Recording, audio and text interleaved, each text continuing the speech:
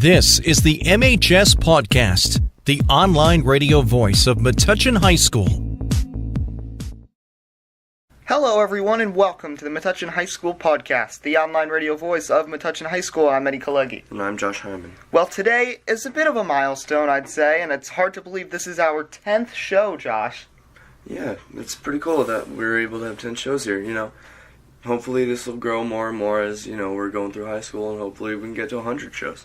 And there are a lot of high school students who will be featured on today's show, as we are joined by a slew of them on today's edition. First, we'll be talking to seniors Sebastian, Zuniga, and Izzy from the MHS Music Department about ensemble night, jazz band, indoor winds, and everything else coming up in a busy month for everyone involved in the arts here at Metuchen High School.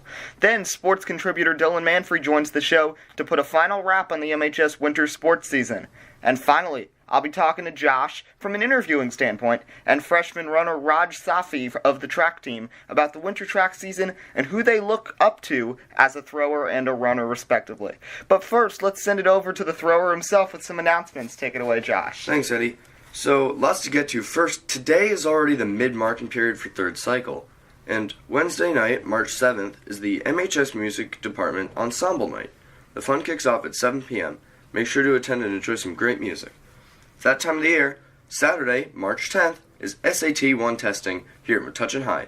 Report time is 8 a.m. for all those who are taking the test. Class scheduling for next year continues. Make sure to check when your appointment is on Genesis to avoid missing it.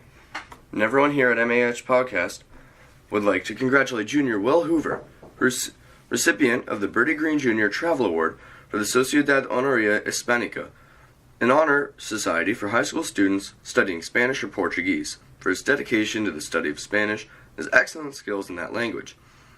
The award is over $3,000. Is worth over $3,000, and it is only awarded to 24 students across the United States. In July, Will Hoover, along with 23 other winners, will be headed to Ecuador. Congrats, Will. And lastly, in this incredibly busy week of announcements, the spring play is nearing. The MHS Drama Department presents Crazy for You, a musical. Performances will be Friday, March 23rd, and Saturday, March 24th at 7 p.m., and Sunday, March 25th at 3 p.m. That wraps up the announcements. Let's send it back to Eddie. All right, thanks a lot, Josh.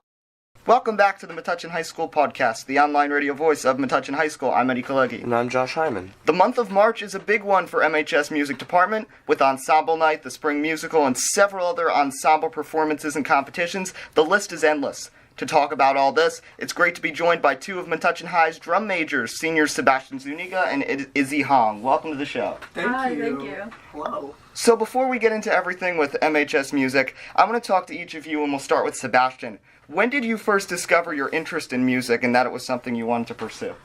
Alright, so I tell this story all the time. I used to be in the chorus in first and second grade, and I guess that's where it started, and then my grandfather actually put me on the table at Friendly's for me to perform in front of all of the people eating. I guess that was the start of everything, me wanting to kind of perform with music and stuff like that. Yeah, I guess that's where it kind of started, just choir in first and second grade. Now, Izzy, when did you first get your start with music? Definitely listening to the radio with my dad in the car, and also I would just always sing, especially in the shower, and then it transitioned to choir, and then being in school and singing.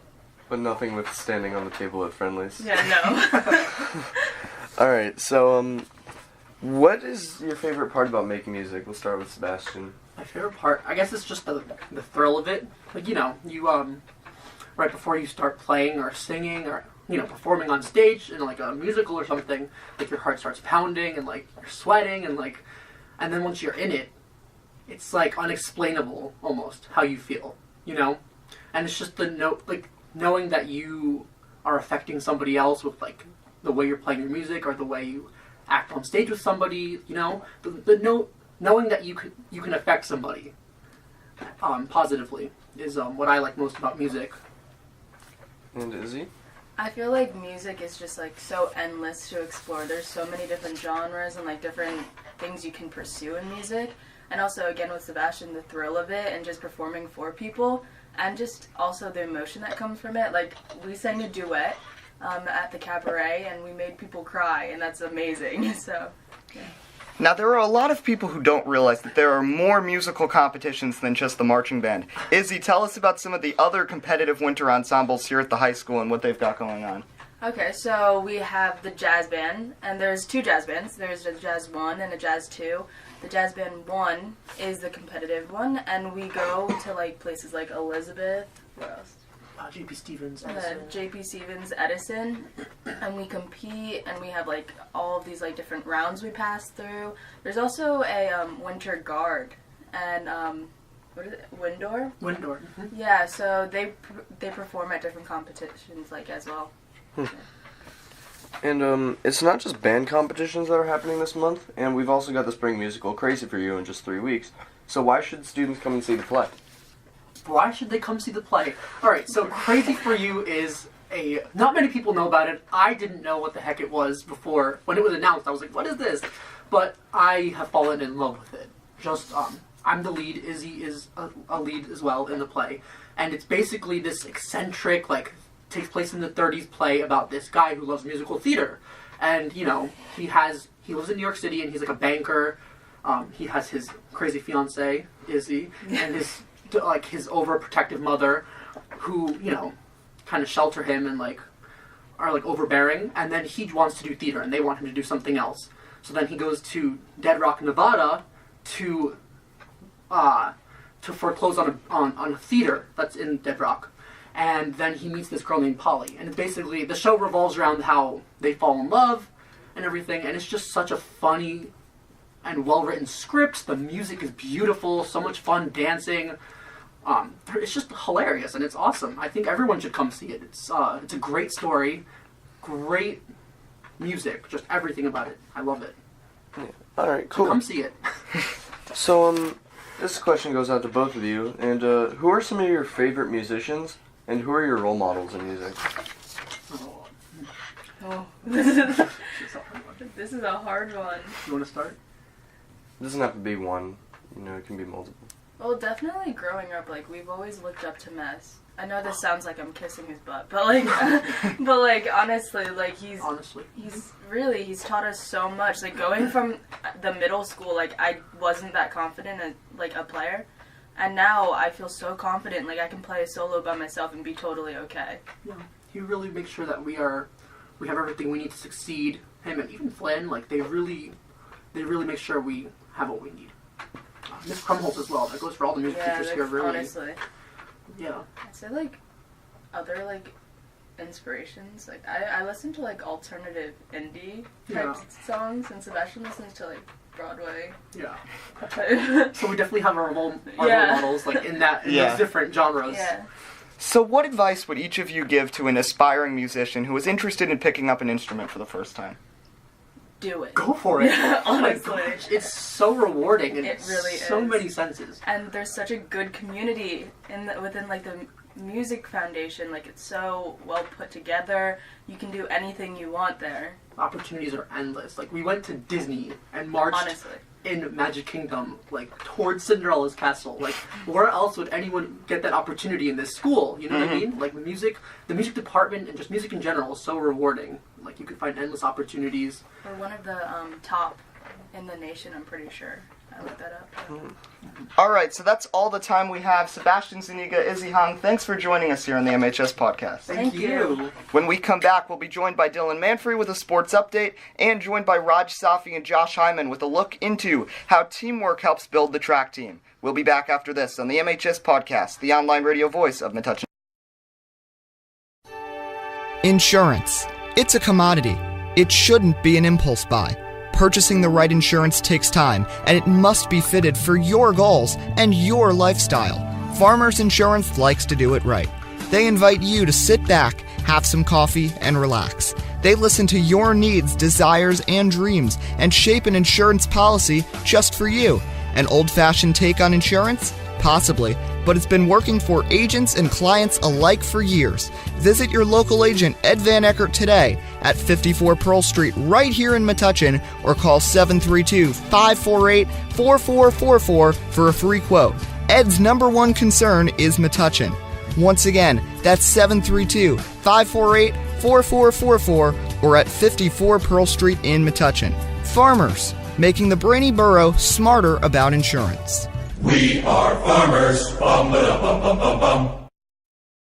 Having trouble seeing the board in class? Do you need safety glasses for your school sport? If you answered yes to either of these questions, head over to Optique Unique, the eyeglass store at 406 Main Street in Metuchen. Optique Unique does it all. Not only do they offer eyewear for all ages, they also sell sports-specific safety glasses for kids and adults. Call them at 732-321-2020. That's 732-321-2020, or visit OptiqueUnique.com. Do you want to build character, build confidence, or even build yourself? All that and more can be accomplished at the Black Belt Institute at 23 New Street, right here in Metuchen. Students of all ages have been able to learn respect, discipline, fitness, and self-defense from their experienced instructors for over 20 years. Whether you're an adult looking for stress reduction or know someone young who has interest in Taekwondo, the Black Belt Institute is the place to go. The Institute takes a fun approach at teaching the rules of self-defense, instilling in their students an I-can-do-it attitude. Interested in taking a class? Call them at 732-205-9797 or visit their website at blackbeltinst.com. Once again, that's 732-205-9797 or blackbeltinst.com. The Black Belt Institute, Metuchen's leader in martial arts and fitness. Let's give a thank you to some of our sponsors. Thank you to What's the Scoop, Reflections on Main, the Main Street Barbershop, and the Metuchen Savings Bank. None of this would be possible without the help of these businesses. Welcome back to the Metuchen High School Podcast, the online radio voice of Metuchen High School. I'm Eddie Kalegi. February is nearing its end, and so too is the winter sports season. For one last take on all that went down during the winter, it's a thrill to be joined once again by Dylan Manfre. Welcome to the show, Dylan. Thanks for having me, Eddie. All right, one last wrap on the winter sports season. We have to start out with the boys basketball team. They were able to make it through the first round of the GMC tournament, but no further than that. A lot of departing seniors. What is your feeling about their final year with the Bulldogs, and who's going to step up for this team next year? I think they had a very competitive season. They remained competitive all throughout. Some very, very tough games, and they dropped some winnable games. You know, like the game we saw against Middlesex where they lost at the buzzer off of 3 by Brad Kaplan. Hopewell Valley, Metuchen carried a 1-point victory heading into the final quarter of play. And their second to last game of the season, when they lost to Roselle Park by 2, 49-47, they remained competitive throughout all of those, and throughout the season, I think all the seniors stepped up at least once and made a dominating effort in the game. I remember a few games ago, Sohan Yula went perfect in the third quarter of play en route to an 18-point outing from him. Went 3 for 3 on his to open up the third quarter, and like I said, every senior at least once had a big effort. But next year, the guys are going to be the team falls into the hands of now junior Ryan Grice. It's going to be on him to really rally the troops. I feel he's gotten a lot of varsity time this year, and I think he made the most of it, and he made an impression on Coach Jensen to really, show that he's worth a varsity spot and maybe even a starting spot. Well, things weren't any better for the girls this season, but it seems to me that there is a lot of young talent on the Lady Dogs to guide them in the future. What do you feel this team can take away from this year and build on with next year? And do you feel that the experience of the youngsters playing with the veterans like Rory Joselle and Bridget O'Connor has helped to shape them for the future? I definitely feel that the veteran leadership they had this year will shape the team's attitude for next year. Rory is a great leader and stepped up in an unfortunate situation and took that new role head on. Obviously, after Bryn went down, Rory had to step up, rally the troops, and be the big focal point on both ends of the floor for this team, and she did a good job of that. But when the Lady Bulldogs had stretches of losing games by double digits, it's easy to get it's easy to be down.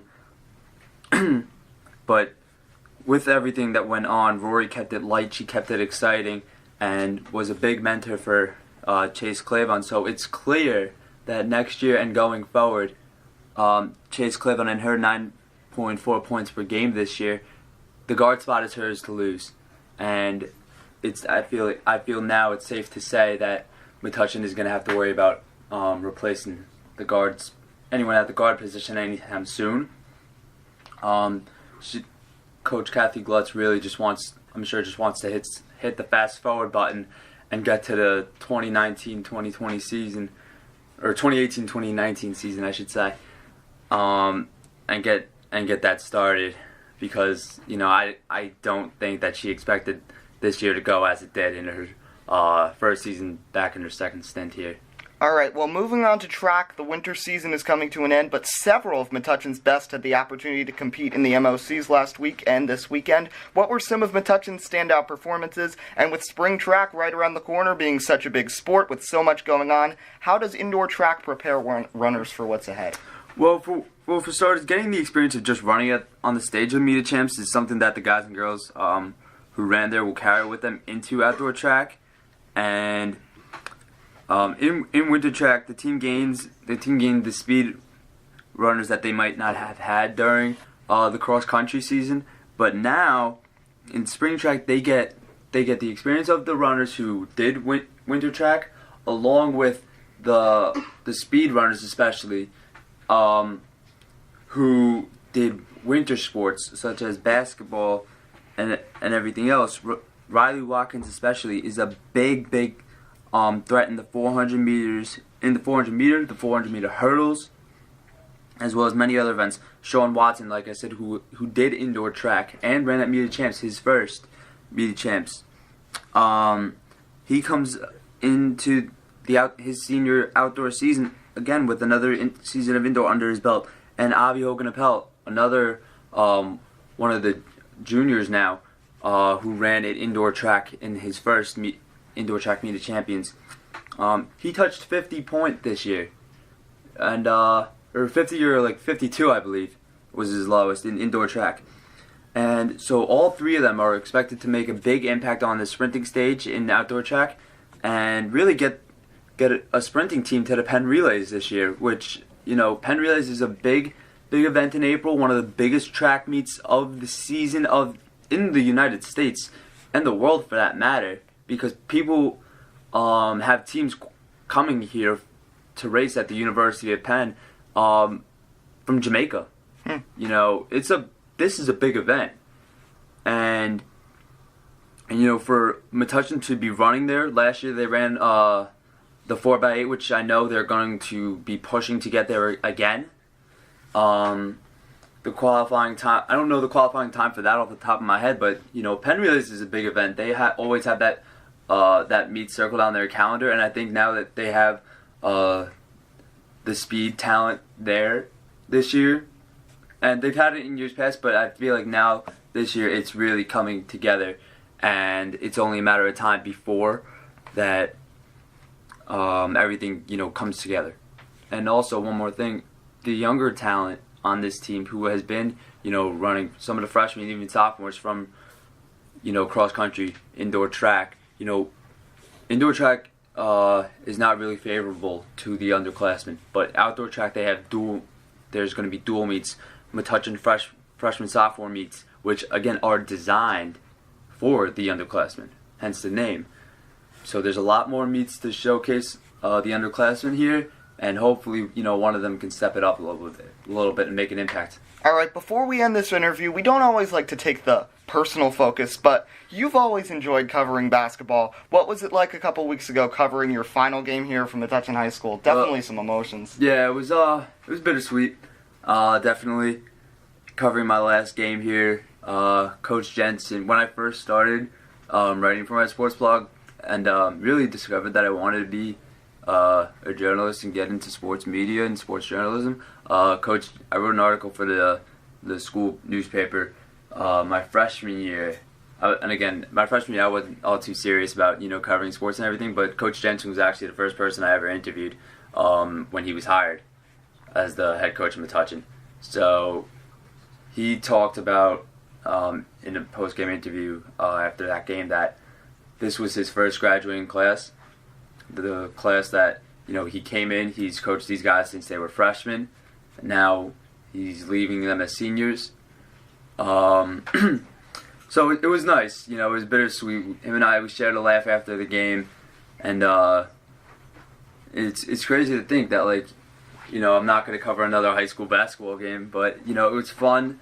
I had a lot of fun doing it. Had a lot of great moments, and I'm extremely thankful for all the guys and the girls who took the time to talk with me after games, after tough losses, even though I know they really, really did not want to at times. Yeah. But that's just what you got to deal with being a high school sports reporter. Well, Dylan Manfre still has one more season of high school sports to report on, and that's the spring season. He'll return to the show in a few weeks for a spring sports preview. Dylan Manfre, thanks for joining us once again on the MHS Podcast. Thanks for having me. Welcome back to the Metuchen High School Podcast, the online radio voice of Metuchen High. I'm Eddie Kalegi. And I'm Josh Hyman. Josh is going to be switching roles from an interviewer to an interviewee for the final segment of this week's show.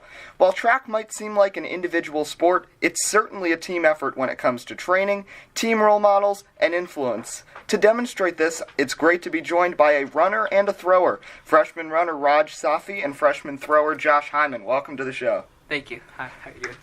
Alright, so first thing I have to ask is this, and first I'm going to ask you as a runner, why do you do track in the first place? What drew you towards the sport and your specific role in the team? I mean, I love competing against other schools and other runners. Alright, so Josh, why do you want to be a thrower? I mean, no, some people just think of track as running, but it's much more than that. So what drew you towards being a thrower? Well, first of all, I wasn't fast enough to be a sprinter, so, that helps. I don't know, I just kind of wanted to, see a challenge, get stronger, do something during the winter, make new friends, because I know I made a lot of friends during the soccer season, so I thought, doing track would be pretty cool to, better myself and make more friends and have fun. Alright, so I'm going to start with you, Raj, on this one. Who are some of your role models on the team, whether it's coaches or upperclassmen? Who do you specifically look up to and why? So I would have to go with Coach is a big role model on the team. And I would say Jake Beecher and Kill Johnson. They're all like, and Divish Gupta are all great runners. Actually, one of the, some of the top on our team right now. And I just want to be like them. All right, Josh. So from the throwing perspective, who are some of your role models? My role models probably would be my coach, obviously, and then some thrower role models would probably be Phil Marcial, Chris Wu, and I'm trying to think here. Chris Wu, Phil Marcial, and Clifton Suwu, because they're really good throwers, and they know the sport. They know what they're doing. They help me out with my throwing. They help me out in the weight room. They all love to help everyone on the team, and they're really good throwers. All right, so Raj, what is your favorite part about running track? Competing and being with my teammates. After every race, I know my teammates are going to be there, even if I do good or bad. So that's always the bright side about running. What's your favorite part about throwing, Josh? It'd probably be the same as Raj, but just seeing myself get better every single time I go out and throw is also really, really good. It's a really good feeling. Now, one last thing I want to ask. First to Raj, what is some advice you would offer to someone who has interest in running track or cross country? Someone who just wants to start. So if you're gonna start, you gotta go 100%. If you're not gonna put in the time, the effort, then you really shouldn't do it. Because track is a thing where you have to put your time and effort into, and you have to put a lot of it into it. Like after school, I go every day, and I'm kind of losing some time of my personal time to put into track. And I'm pretty sure most of the other guys on the team are doing the same thing to be a part of this team, and we have one really good team. So, yeah. All right. So Josh, what advice would you offer to someone who wants to start throwing?